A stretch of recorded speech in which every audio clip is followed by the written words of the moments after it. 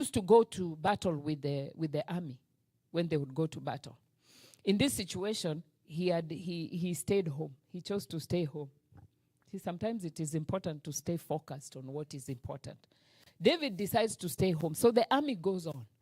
And when it goes on, he is idle. So he's sitting at home and he decides to go up outside and watch.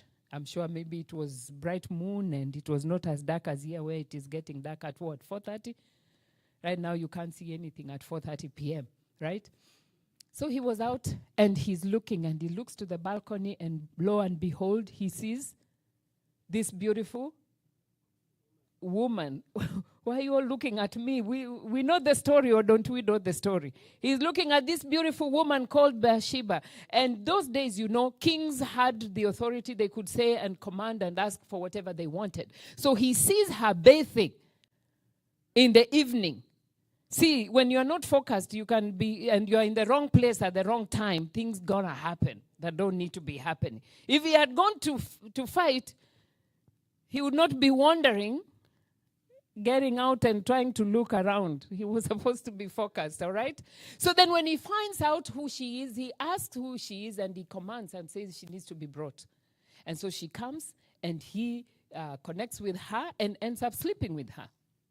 And then after that, he finds out that she's pregnant. Now what does he decide? He says, now who is the husband? Uriah. He said what? Go get him from the war. From the battleground, bring him home so that he can come and sleep with his wife, so that we can say she's pregnant from the husband.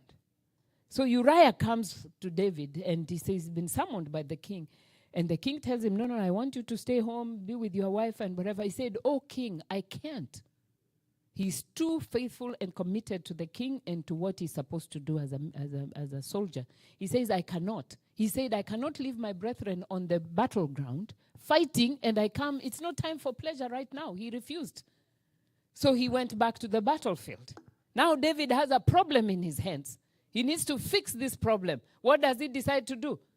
He decides to tell his leader, Joab, and tells him what?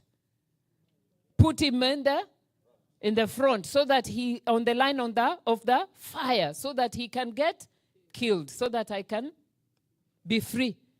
You see, when you're guilty of something, you now move into trying to protect yourself, and you do more damage